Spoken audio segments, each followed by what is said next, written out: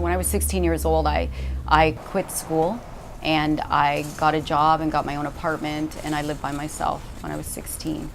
I was a waitress for many, many years to put my kids through school. When my kids were both in school full time, I knew I needed to get a different job because I would never see them then. So I went back to high school when I was 27. I was in grade 10, and I knew I had to get my grade 12, right? So I got my grade 12. I was just really, really depressed, and I didn't know what I was going to do. And I was in my bedroom crying, and I was praying, and I said, God, help me.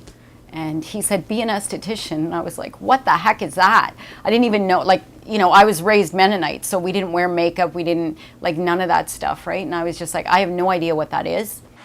I started school in September, and I got a job before I even graduated from school. So it was meant to be, and I was meant to do this job. Like, I have some of my clients I've had for 31 years since the day I graduated. I still have them, and I've got their kids now and their grandkids, and so I've got 3 generations that I do. So this is cassava, and this is one of the yummy foods that I got to have when I was in Uganda. And it is a root that is also grown in South America as well, but in where I was in Uganda, they grow this a lot. Like, a lot of the farmers, they will grow this and then they sell it to the local, so that's like part of their farming, so that they can make an income off of it. I was just there to go teach a program, and that was it. 2 weeks, teach a program, go home. The longer I was there, the more I fell in love with it. The more I fell in love with the people, the more I felt like I belong here. I had no idea that within 6 months I'd be going back again and developing a whole different program. So when I was there and they took me on the tour of the school, I didn't see one single toy. I saw these beautiful children, and they had no toys, no bikes, no nothing at the school. But they were so happy, and they were just like all smiling and talking to me and running around me. And so I came home, and it just ate at my heart, and I couldn't take it. And so I sent money over. I phoned and I asked if it was okay, and would you please buy the kids bikes? And I said, and I want every child that's fed to have a stuffed animal on it. And then I started telling my clients about it, and the next thing I know I had like money. People were giving me money. One of my clients wrote me a check for $600. And it's just like, it makes me cry at people's kindness and love. Yeah, it just makes me cry.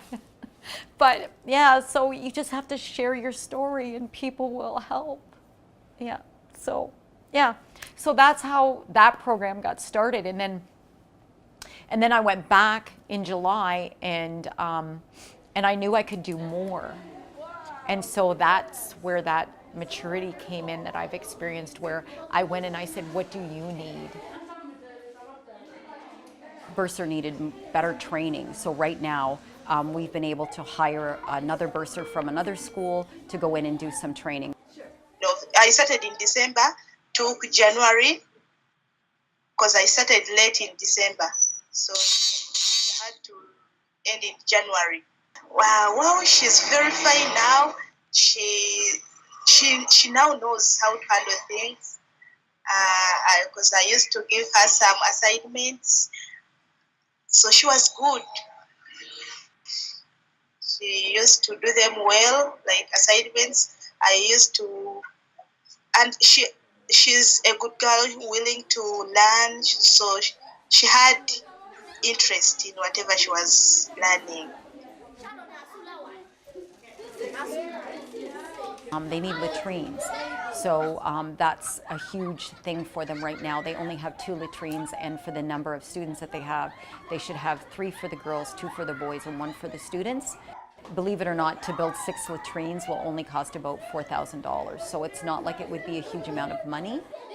And so now I have started my own board, and tonight will be our first meeting as our whole board together.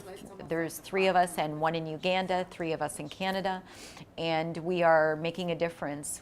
great. And I think that's wonderful too, because then the boys see the girls being empowered and they're learning to work with them. Easy Elvis, I congratulate for your coming. I show love. I shall never forget you. Welcome, Avisa, we congratulate you for your. It's been 31 years. This has been my life, right? But one of the changes that I needed to make was because I want to dedicate more time to my projects in Ghana and Uganda. And, you know, being self-employed and owning a business, it consumes, like, you know, I'm here 50 plus hours a week. It's a lot of work, you know, but the satisfaction is you get to run it your way, right? But I don't want to give up my practice. I still want to do aesthetics, but I just don't want to own my own business anymore. I shall love. I shall never